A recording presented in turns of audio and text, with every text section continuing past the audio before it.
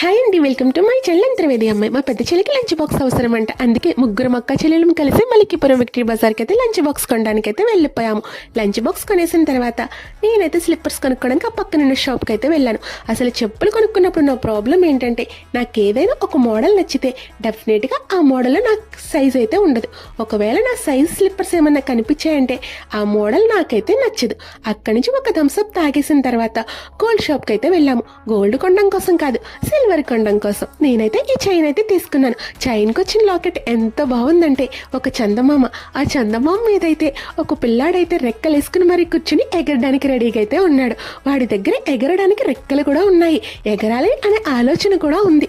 అందుకే నాకు బాగా నచ్చేసింది. నేను కూడా కొనేసుకుని మెల్ల అయితే వేసేసుకున్నాను.